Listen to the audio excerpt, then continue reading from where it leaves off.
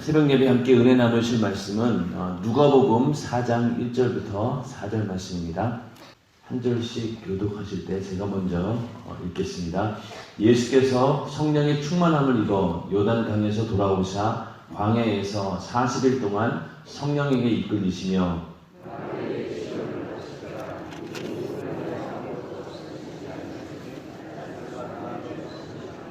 마귀가 가로되 내가 만일 하나님의 아들이여든 이 돌들에게 명하여 떡덩이가 되게 하라. 예수께서 대답하시되 기록하기를 사람이 떡으로만 살 것이 아니라 하셨느니라. 아멘.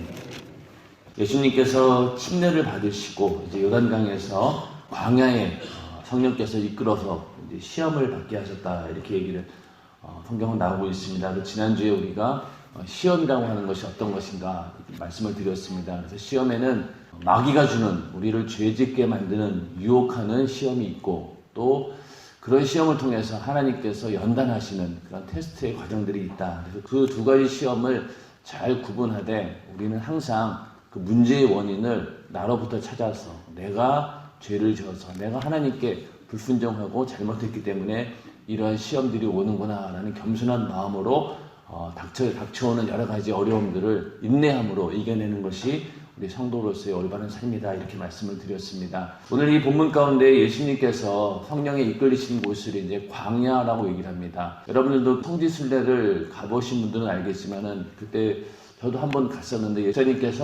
예수님께서 광야에서 시험 받던 그곳을 이제 가보라고 해서 이제 갔었는데, 다른 성지가 다 그렇지만은 그때의 상황이 아니기 때문에, 또 지금은 굉장히 그 관광지로 타락한 상태이기 때문에 그러한 어떤 영적인 감흥은 어지간해서 느낄 수는 없었지만은, 이스라엘이라고 하는 나라가 우리가 생각하기에는 굉장히 적과 꿀이 흐르는 땅처럼 보이고 굉장히 좋은 땅처럼 보이지만 사실은 그렇지 않습니다. 어디를 가나 사막과 같은 이런 광야 같은 곳이 굉장히 많고, 그 좁은 땅에도 보면은 이러한 곳이 있을까 할 정도로 그래서 굉장히 삭막하고 또 황량하고 아무것도 볼 수 없는 그런 정말로 흙먼지만 가득한 그런 곳이 이제 광야입니다. 그런데 이제 오늘날 우리가 이 땅에 살면서 광야라고 그러면은 굉장히 낭만적인 생각들을 많이 합니다. 광야 체험, 그래서 그곳에 가면은 고독을 즐기고 나 혼자만의 시간을 갖고 이런 이제 그런 낭만적인 생각들을 하게 되는데, 실제 광야에서 사는 사람들에게는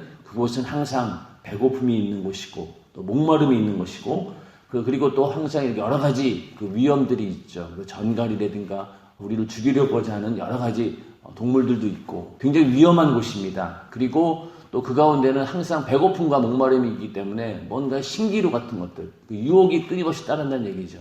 우리가 예전에 어렸을 때 어떤 영화나 이렇게 만화 같은 걸 보면은 이 사막 얘기가 많이 나오지 않습니까? 그러다 보면은 너무나 배가 고프고 또 목마르다 보니까 헛것이 막 보이잖아요. 신기루가 보여가지고 막 물인 줄 알고 뛰어갔더니 그곳에 물이 아니라 모래밖에 없었다. 이런 것들을 보게 되면서 이 광야라고 하는 것이 굉장히 힘들고 어려운 곳입니다. 이제 이스라엘 백성들이 이제 40년 동안 광야 생활을 했다. 그걸 통해서 우리 인생 자체를, 어떤 신앙의 여정을 우리는 광야에 비유하기도 합니다. 그래서 우리가 이 땅에 태어나서 인생을 살면서 정말로 예수 믿은 다음부터 좋은 일만 생기는 건 아니지 않습니까? 이렇게 광야와 같은 그런 긴 오랜 고통의 시간들도 있다. 어떤 분들은 인생 전체가 광야 같은 그런 삶이다. 우리 인생을 살아갈 때 그냥 좋은 일만 있을 것이다 라고 기대하는 것, 그것 자체가 오해라는 얘기입니다. 항상 광야처럼 어려움이 있고 위험이 있고 또 그 가운데 끊임없는 투쟁이 있고, 그 가운데서 우리는 어떻게 해야 될 것인가. 하나님의 사람으로서, 예수를 믿는 우리로서는 오직 하나님만 바라보는 곳이 바로 광야다. 그런 자세를 가지고 이 광야 같은 인생 가운데서 삶을 살아야 될 줄로 믿습니다. 그렇기 때문에 이 하나님께서 주시는 시험이든 또 마귀의 유혹이든 이런 끊임없는 이런 광야의 시험 가운데서 우리는 오직 그 가운데 배워야 될 것은 하나님만 바라본다. 그 광야에서는 기댈 게 의지할 곳이 없잖아요. 이쪽도 사막이고 저쪽도 사막이고 어디 하나 기댈 곳이 없고 오직 하나님만 바라보고 살아가는 곳이 바로 광야입니다. 그곳은 시험의 장소이기도 하지만은 한편으로는 하나님을 바라보고 또 하나님을 만날 수 있는 그런 장소이기 때문에, 어떻게 보면은 광야의 그 시간이라고 하는 것이 그때는 어려웠지만은 시간이 지나고 돌이켜 보면은 그 시간만큼 우리가 하나님과 가깝게 지냈던 적은 없었다라고 고백할 만큼 굉장히 중요한 시간이고 하나님과의 관계 속에서 더 돈독해질 수 있는 우리의 신앙이 더 견고해질 수 있는 그런 시간이 바로 광야의 시간입니다. 오늘도 아마 여기 앉아 계신 분들 가운데 간절한 어떤 기도 제목을 가지고 여기 오신 분들이 굉장히 많아요. 특히 새벽 예배에 오신 분들은 정말로 내 힘으로 안 되고 도저히 내 능력으로 안 되는 그런 문제들을 가지고 오셔서 또 예배 끝나고 나서 끊임없이 기도하면서 그 기도가 이루어질 때까지 새벽 예배를 계속 나오시는 분들이 계신데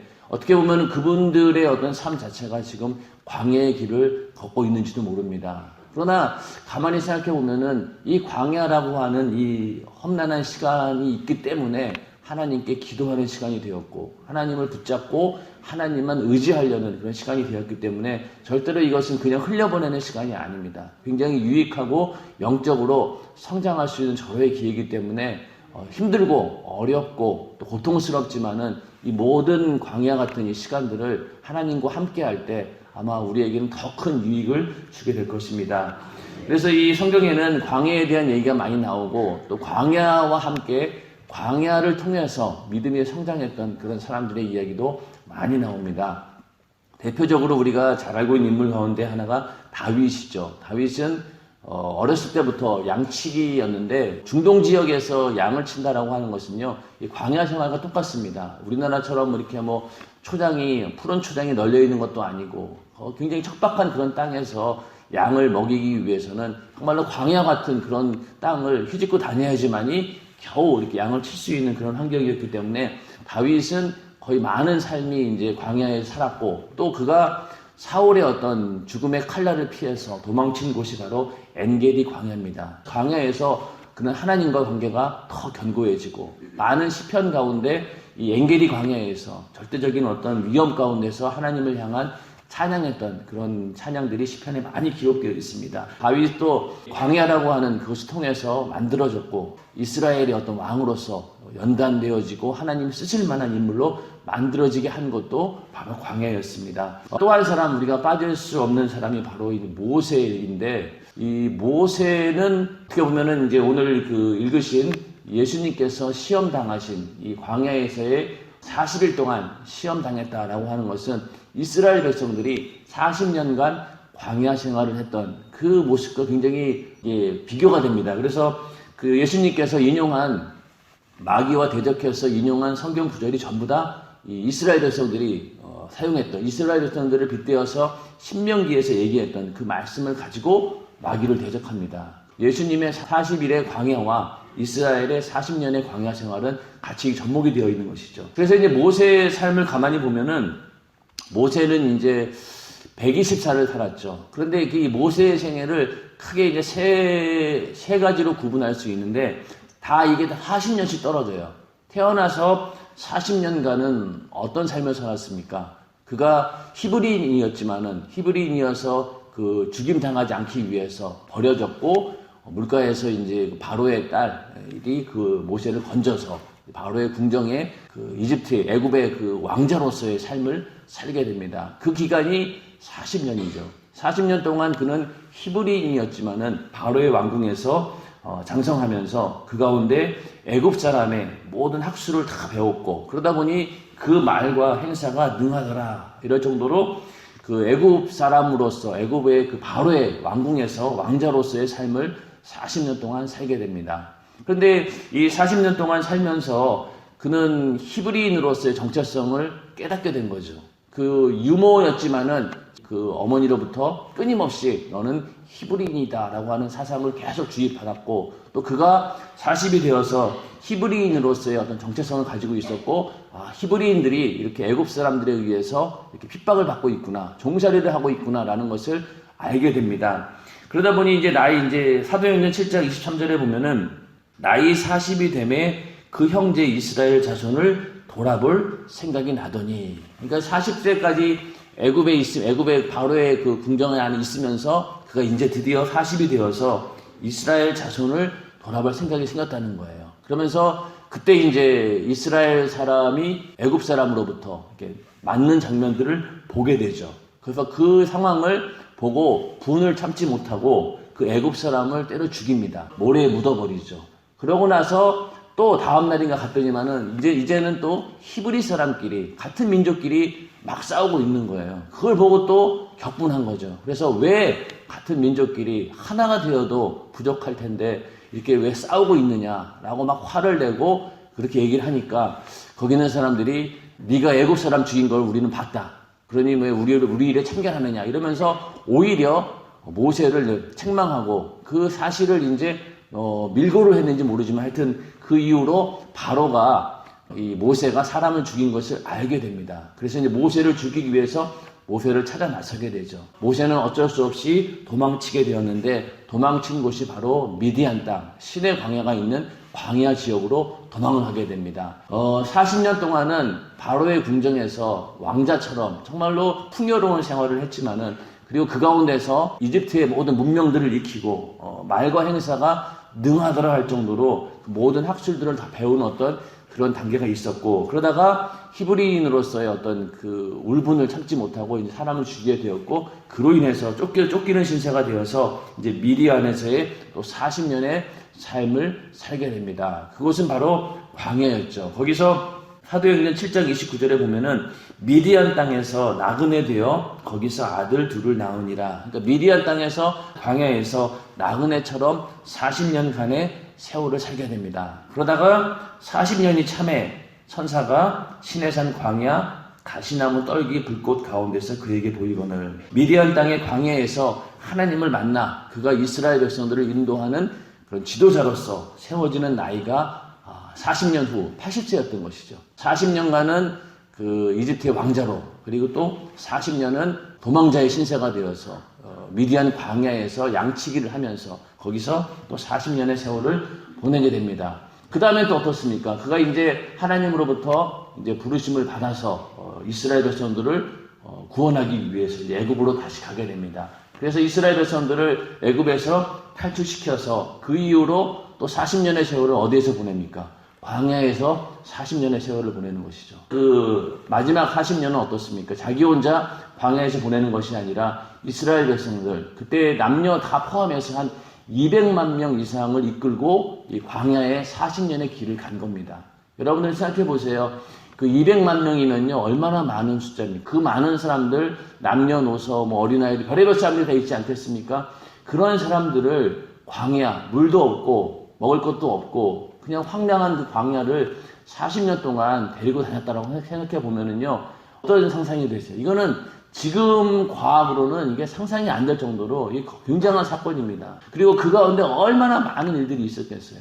사람 뭐 몇백 명만 모여도 이 참 힘든데 200만 명이 모여가지고 한 곳을 향해서 간다라고 할 때 얼마나 하나님께서 그 모세를 세웠지만은 모세 입장에서는 그들을 인도하는 일이 얼마나 어려웠겠어요. 오늘날 이 목회하는 거 못지 않을 거예요. 오히려 더 힘들 겁니다. 왜? 일단 환경 자체가 너무 안 좋으니까. 그러니까 모세는 그 40년 동안 200만 명을 끌고 다녔으니 이 얼마나 이게 참 40년의 세월이 인간적으로 봤을 때는 이게 힘들고 어렵다라는 말로 표현 안 될 정도로 정말 금방이라도 때려치고 도망치고 싶을 만한 그런 상황이었을 것입니다.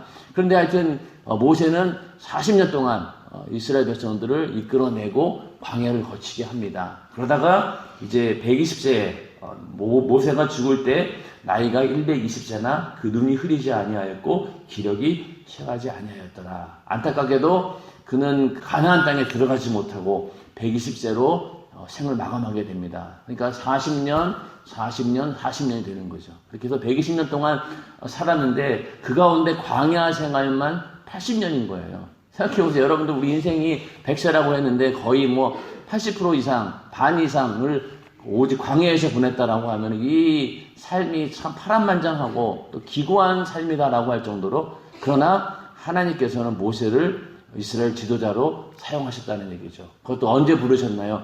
80세에 부르셨다는 얘기죠.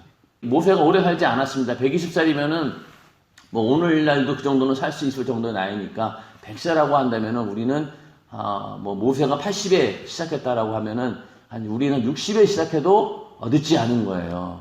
아직 60세가 되기 전까지는 모르는 겁니다. 하나님께서 우리를 어떻게 사용하실지 그래서 그때까지 우리가 인내하면서 기다려야 되는데, 이 하나님께서는요, 이 사람을 쓰실 때 다 이게 때가 있는 것 같아요. 만약에 그 모세를 40세 그 나이 때 모세를 부를 수도 있잖아요. 오히려 그때는요, 혈기방장하고 또 말과 행사가 능했다고 했으니까 애굽에 있는 모든 학문을 아주 정통하고 있었고, 그리고 익숙하고 모든 일에 아주 능한 그런 자였습니다. 그리고 또 히브리인으로서의 어떤 정체성도 있었고, 또 뜨거운 열정도 있었고, 오히려 어떻게 보면은 그때 하나님께서 더 모세를 강한 지도자로서 세울 수도 있었다는 얘기입니다. 그런데 하나님께서는 그때 모세를 세우지 않았습니다. 그가 40년의 광야를 거친 다음에야 비로소 하나님께서 그를 부르시게 되는데, 만약에 40세 때 불렀다라고 하면은요, 아마 모세는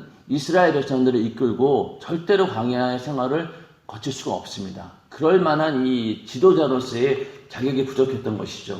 열정은 대단하고 굉장히 강직하지만은, 그러나 인내나 온유, 겸손 이런 것들이 부족했던 것이죠. 오늘날에도 보면은 이제 교회 내에서도 이제 많은 이제 지도자들이 있는데, 또 이게 지도자가 되기 위해서는요, 이렇게 너무 강직해서도 안 돼요. 어떤 사람들 보면은요, 열심히 할 때는 굉장히 열정적으로 일하는데, 조금만 내 마음에 안 맞고 내가 생각하는 거 틀려버리면요, 아예 획 돌아버리는 그런 사람들이 있어요. 뒤도 돌아보지 않아요. 너무 강직한 거예요. 그러다 보니 그 강직하고 또 열정적인 모습은 참 좋은데, 그것이 온유하고 겸손한 모습으로 다듬어지지 않아가지고 하나님이 보시기에 쓰기에 참 어려울 때가 많습니다. 그 사람들은 항상, 그런 사람들은 이 자기 의견이 너무 강하다 보니까 맨날 싸워요. 회의할 때도 싸우고, 자기 의견하고 안 맞는다 그러면 싸우고, 그러다 보니까 절대 이 지도자로서의 깜이 안 되는 거예요. 저도 이제 개인적으로 이렇게 돌이켜보면은, 제가 이제 우리 연세중앙교회에 와가지고요, 그때가 이제 예수를 처음 믿었을 때일 거예요. 그때 이제 8월 달쯤에 왔는데, 하여튼 한 6개월인가 정도 있다가 그 다음 해인가 청년회 이제 임원을 맡았어요. 굉장히 빨랐죠. 교회 들어온 지 6개월도 안 돼가지고 청년회 이제 임원으로 들어갔으니까. 그러다가 이제 회장까지 했는데, 그 회장 때를 돌이켜보니까 맨날 싸웠어요. 나하고 의견이 맞지 않는다고 맨날 싸우고, 임원들하고 싸우고, 맨날 이런 기억이 굉장히 많이 나는 것 같아요. 생각해보니까 저도 이렇게 지도자로서 세월은 졌지만은 이게 다듬어지지가 않은 겁니다. 그냥 열정만 있고 그냥 옳은 것만 강직했던 거죠. 그러다 보니 항상 이런 사람들은 실수를 많이 하고 이게 쉽게 부러진다는 얘기죠. 쇠라고 하는 것이 정말로 필요한 연장이 되고 어떤 기구가 되기 위해서는 어떤 과정을 거칩니까? 불 속에 들어갔다 나와야 되죠.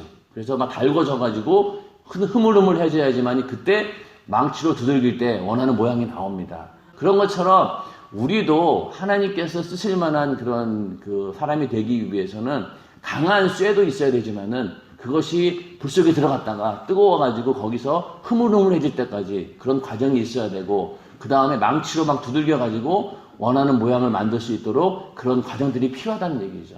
그러니까 모세는 40년이 지나서 광야에 들어와서 그때부터 하나님으로부터 이러한 연단의 과정을 거친 겁니다. 거기서 어떤 생각을 했겠어요? 일단은 모든 것을 포기하는 시간이었을 것입니다. 바로의 어떤 왕자로서 내가 조금만 더 힘이 있었다라고 하면은 충분히 이스라엘 사람들을 구원할 수 있었을 텐데, 이런 아쉬움도 있었을 것이고, 그러면서 굉장히 후회와 또 연약함, 자기를 돌아보면서 한심하다라는 그런 생각하면서 그 가운데서 모든 것들을 포기하는 시간들을 가졌을 거예요. 40년에서 80세까지 말이 40년이죠. 그 긴 세월 동안 오직 하는 일이 뭐였나요? 양치는 일밖에 없었어요. 그러니 얼마나 그 많은 시간들이 무료했을 것이며, 자기가 가지고 있는 지식이라든가 능력 이런 거에 비해서 하고 있는 일이 너무나 초라했기 때문에 굉장히 고독한 시간들을 보냈을 것이고, 그러면서 결국 가서는 점점 모든 것들을 포기하게 됩니다. 그런 과정이 나는 이제 아무것도 할 수 없는 그런 존재구나 라는 것들을, 모든 것들을 내려놓는 그런 시간들이었죠. 여러분들도 아마 이런 어떤 광야 같은 이런 시험의 과정을 거칠 때 가장 먼저는 처음에는 내 어떤 그 의지를 가지고 뭔가 그 문제에 대해서 대항하려고 합니다. 그러다가 조금 세월이 지나면 어떻게 돼요? 포기하게 되죠. 그리고 완전히 포기하고 나는 안 돼, 도저히 안 되네. 그러다가 결국은 포기한 다음에 어떡합니까?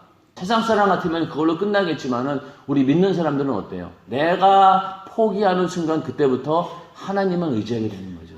사실은 우리는 어떤 문제가 생겼을 때 하나님께 다 맡겼다고 얘기하지만 사실은 그렇지 않아요. 내가 할 수 있는 데까지 막 해보려고 하는 거예요. 그러다가 그것도 안 되면은 그때 가서 이제 두 손 들고 오직 주님만이 할 수 있습니다. 이렇게 나오거든요. 그때가 바로 하나님께서 일하실 적신 거죠. 이 모세도 이 광야에서 40년을 보내면서 완전 포기 상태인 거예요. 다 내려놨어요. 이제 나는 아무것도 할 수 없다. 그러면서 거의 이제 포기 상태에 이르렀을 때 그때 하나님께서 가시나무 떨기 가운데 모세를 부르시게 됩니다. 굉장히 하나님의 타이밍이 절묘하죠. 우리도 빨리 나를 내려놓고 포기하는 것이 하나님을 일하시게 하는 그런 순간이 되는 것이죠. 이것이 내가 할 수 없는 일이다라고 빨리 판단되어지면은 포기하고 오직 하나님께 맡길 때 하나님께서 그때 일하시게 된다는 얘기입니다. 그러면서 이 하나님께서 모세를 부를 때 모세가 옛날 같았으면요 40대 나이였으면 아마 당장 하나님 저를 보내주세요. 저는 갈 수 있습니다. 저는 무엇이든 할 수 있습니다. 이렇게 아주 의기양양하게 나왔을 텐데 여기 보면은 성경에 보면은 하나님이 부르셨지만은 계속 주저하게 됩니다. 내가 누구간데 바로에게 가며 이스라엘 자손을 애굽에서 인도하여 내리이까. 내가 누구간데 나 같은 사람이 어떻게 그런 일을 할 수 있겠냐 이렇게 하나님께 물어보고 또 그래서 하나님께서 그러니까 너는 그렇게 할 수 있다. 내가 하나님이다. 나만 믿고 가라 이렇게 얘기를 하고 또 출애굽기 4장에 보면은 이스라엘 사람들이 나를 믿지 않을 것인데 누가 내 말을 듣겠냐는 거예요. 그래서 거기에 대해서 하나님께서는 그에게 능력을 줍니다. 지팡이를 가지고 이적을 보이게 될 것이다. 능력을 주게 되고 그러다가 또 이제 어떤 얘기를 하냐면은 나는 본래 말에 능치 못한 자라. 나는 입이 뻣뻣하고 혀가 둔한 자리야. 말을 못한다는 거예요. 지도자로서 백성들을 이끌어갈 만한 그런 언변이 없다는 거죠. 그러니까 하나님께서 걱정하지 마라. 아론을 붙여줄게. 이렇게 하면서 하나님 앞에 굉장히 주저하는 모습. 이것을 주저한다라기보다는 굉장히 뭐라고 하나 자기를 낮추고 겸손한 모습으로 하나님께 나아갑니다. 하나님께서는 그것을 보시고 그에게 필요한 것들을 다 제공해 주시죠. 우리도 하나님 앞에 일부러 겸손한 것이 아니라 정말로 내가 할 수 없는 존재다라고 하는 것을 고백할 때 하나님께서 우리에게 필요한 모든 능력도 함께 해주시는 줄로 인정하시길 바랍니다. 하나님께서는 이런 모세의 마음을 너무나 잘 아는 거죠. 네가 한때는 정말로 굉장히 대단한 것처럼 보였지만 아무것도 아니지. 그러니까 이제는 내가 널 도와줄게. 이렇게 되는 겁니다. 우리도 빨리 나를 포기하고 내려놓을 때 하나님께서 쓸 수 있는 사람이 되는 것입니다. 그러니까 이렇게 모든 것들을 이제 포기하는, 그러면서 이때 모세는 40년 동안 뭘 배웠냐면은 겸손함과 온유함을 배운 것이죠. 그래서 민수기 12장 3절에 보면은 하나님께서 모세를 어떻게 얘기를 했냐면은 모세는 온유함이 지면의 모든 사람보다 승하더라. 이렇게 얘기하고 있습니다. 온유함이라고 하는 말은 겸손한다는 말과 같은 말이기도 한데 겸손한 사람이 된 거예요. 왜? 이 광야에 40년의 세월이 있었기 때문에. 그 기간이 없었으면요 절대로 이 모세는 이런 온유함을 갖출 수 없다는 얘기죠. 그렇기 때문에 우리도 똑같아요. 우리도 인생 살아가는 동안 힘든 일이 있고 광야 같은 그런 시험의 시간들이 있을 때 우리는 그때가 바로 겸손해지는 시간이고 온유해지는 시간입니다. 여러분 이런 경우도 많을 거예요. 한때는 내가 교회에서 기관장도 하고 구역장도 하고 지역장도 하고 교구장도 하고 굉장히 높은 직급에서 열심히 충성하다가 어느 날 어떤 이유인지 모르게 뚝 떨어져 가지고 평신도로 뚝 떨어지는 경우가 있습니다. 그러면은 그때 여러분들이 그 시험을 잘 이기셔야 돼요. 신기하게도 거기서 굉장히 많은 사람들이 좌절합니다. 내가 한때는 기관장이었는데 한때는 내가 이런 사람이었는데 하면서 그 옛날만 이게 쫓고 있다가는 절대로 더 큰 사람이 되지 못합니다. 그러나 거기서 다시 한번 와신 상담이라고 하나요? 그러면서 거기서 다시 한번 하나님의 뜻을 기다리고 겸손해지고 온유해지는 사람으로 만들어져야 됩니다. 하나님은 그렇게 하기 위해서 여러분들을 그렇게 그 자리로 보낸 거예요. 회장하다가 서기하고 평신도로 떨어지면은 괜히 그 기관에 가서 해코지하고 방해만 되고 이런 사람들이 얼마나 많습니까? 그러나 반면에 정말로 그 기회를 다시 한번 연단의 과정, 하나님께서 나를 만드는 겸손하고 온유한 사람으로 만들어주는 과정으로 알고 겸손하게 섬기시는 분들은요, 다음에 더 큰 기회가 오게 되어 있어요. 하나님의 법칙입니다. 교회에서의 직분도 그렇고요, 또 우리 인생의 여러 가지 문제들도 그렇고, 내가 어떤 이 좌절 가운데 이 광야 같은 그런 길을 걸어갈 때 절대로 낙심하지 말고, 이것을 통해서 하나님께서는 나에게 더 큰 능력을 주실 것이다. 그 능력은 바로 인내와 겸손함과 온유함. 이것은 경험하지 않고는 절대로 얻을 수 없는 겁니다. 지도자들 가운데 얼마나 많은 사람들이 아까 모세처럼 혈기방장하고 이 열정은 있지만은 이게 쉽게 부러지는 바람에 하나님이 쓰고 싶어도 못 쓰는 경우들이 너무나 많다는 얘기죠. 그렇기 때문에 우리는 그러한 어떤 강함과 또 유연함 이런 것들을 다 갖춰가지고, 그래서 왜 예수님께서 너희가 비둘기처럼 순결하고 또 뱀처럼 지혜로워라 이렇게 말씀하지 않습니까? 그런데 많은 사람들이 비둘기처럼 순결은 해요. 그런데 이 뱀처럼 지혜롭지 못해서 교회 내에서는 굉장히 강한데 세상에 나가면 맥을 못 추는 거예요. 왜? 이 뱀처럼 이 지혜롭지 못하기 때문에. 항상 나는 예수 믿는 사람으로서 거룩하고 순결하고 하나님 말씀대로 사는 사람이라고 하는 그런 강점은 있지만은 세상에 나가서는 그 사람들과 싸워서 이길 만한 그 능력이 없는 겁니다. 그러다 보니 그런 사람들이 교회 내에서는 굉장히 큰 목소리를 내지만은 세상에 나가면은 아주 연약한 사람이 된다는 얘기죠. 그래서 저는 청년들한테 늘 하는 얘기가, 교회 내에서도 역할이 중요하지만은 그만큼 세상에 나가서 내가 서 있는 그 자리에서 영향력 있는 사람이 되기 위해서는 강해져야 된다는 얘기입니다. 교회 내에서 나는 뭐 거룩하고 나는 오늘 하나님 말씀대로 사는 사람이다라고 하는 그런 것들만 부각시킬 것이 아니라 밖에 나가도 정말로 어디 나가서도 그 사회생활 가운데서도 이렇게 뒤처지지 않는 그런 사람이 되어야지만이 올바른 지도자가 될 수 있다는 것이죠.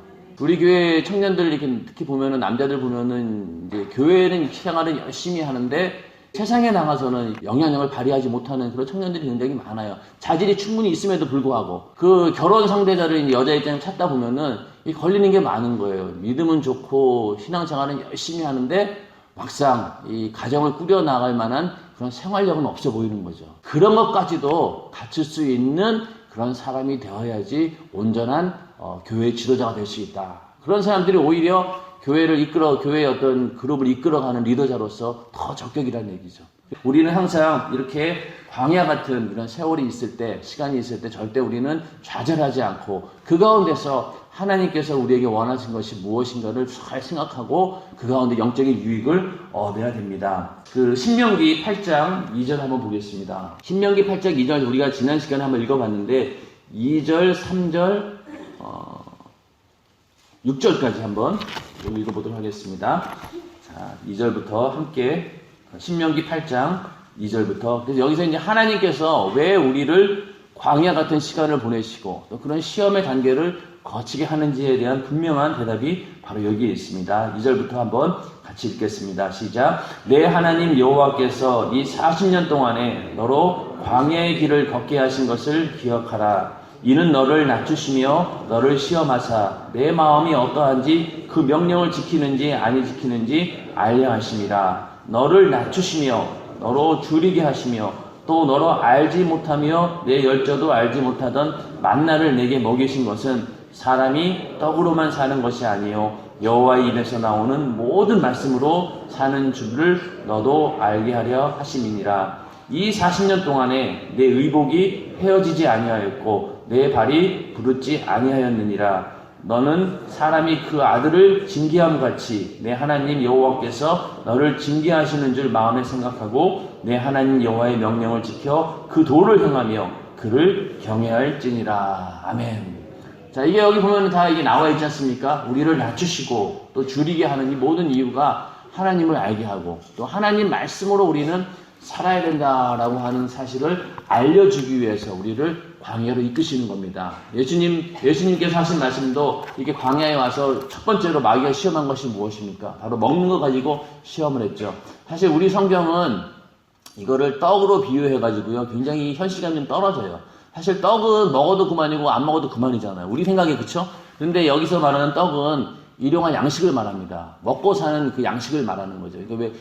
외국 사람으로 치면 빵을 말하는 건데 우리나라는 이제 빵을 번역하다 보니까 떡으로 번역한 거예요. 그러니까 사람이 떡으로만 살 것이 아니요. 그러면 난 떡 안 먹어도 잘 사는데 이렇게 생각이 들거든요. 그러니까 이게 떡이 아니라 내가 먹고 사는 그런 양식을 말하는 겁니다. 그것이 중요한 게 아니라 하나님 말씀으로 살아야 된다라고 하는 것을 가르쳐 주기 위한 것이고, 또 이렇게 이 땅을 살면서 하나님을 경외하고 살다가 결국 그 뒤에는 어떤 얘기가 나오냐면 너희를 가나안 땅으로 인도할 것이다. 그리고 그 얘기는 오늘날 우리에게 무엇입니까? 바로 하나님 말씀대로 살다가 그리고 영원한 천국으로 우리를 인도할 것이다. 그러니까 너희는 하나님 말씀대로 살면서 하나님의 순종하고 하나님을 경외하고 살 때 무사히 천국까지 이르게 될 것이다 라는 것을 보여주는 겁니다. 아까 계속 말씀드리고 있지만 하여튼 여러분들 말 못할 여러 가지 사정들, 건강의 이유, 또 가정의 여러 가지 문제들, 또 직장, 사업 여러 가지 문제들이 굉장히 많잖아요. 그걸 참 누가 해결해 주겠어요? 그렇죠? 여러분들이 기도하고 하나님께서 해결해 주셔야 됩니다. 그리고 또 누누이 말씀드리지만은 그 문제가 해결되지 않는 것이 기도의 응답일 수도 있어요. 그렇죠? 그러면서 그 문제를 해결하기 위한 과정 가운데 우리는 그냥 허송세월이 아니라는 얘기죠. 하나님께 더 기도하고 더 매달리고 하나님 없이는 안 됩니다라고 하다 보면은 우리의 믿음이 굉장히 성장해 있는 것이죠. 그래서 나중에 그 문제는 해결되지 않았다 하더라도 그 사망의 음침한 골짜기를 지나가서 어느덧 이제는 하나님이 그 원하시는 그 방향으로 가고 있는 자기 모습을 보게 됩니다. 절대로 그 모든 시간들이 그냥 보내는 시간이 아니란 얘기죠. 모세도 40년 동안 아무 쓸모없는 시간처럼 보였지만은 그 쓸모없는 시간이 아니었죠. 그때 더 단단해지고 더 지도자로서 만들어지는 그런 시간이었기 때문에 우리에게 그런 광야 같은 시간이 온다라고 할 때 우리는 기쁨으로 고난에 참여하는 것을 즐거워하고 이 고난 뒤에 분명히 하나님께서 더 큰 복을 우리에게 주실 것이다. 더 큰 하나님의 사람으로 내가 만들어질 수 있다라고 하는 그런 믿음을 가지고 끝까지 승리하시기를 주님의 이름으로 축원합니다. 시간 기도하겠습니다. 주님 내 앞에 닥친 여러 가지 문제와 시험, 고난과 어려운 환난, 이 모든 일들 이겨낼 수 있도록 주님 도와주시되 하나님께서 함께하여 주시옵소서. 또 그 모든 그 고난의 시간 동안 하나님만 바라보고 하나님만 의지할 수 있는 그런 믿음이 나에게 있게 하여 주시옵소서라고 기도하시고, 여러분들이 가지고 있는 여러 가지 문제들 해결해 달라고 하나님께 간절히 기도하는 시간 갖도록 하겠습니다. 그리고 담임 목사님의 강건함을 위해서 무사히 귀국할 때까지 하나님께서 지켜주시고 보호해 달라고 기도하시고, 또 교회를 위해서, 이 나라와 민족을 위해서 함께 이 시간 기도하겠습니다. 주여 삼창하시고 기도하겠습니다. 주여! 주여! 주여!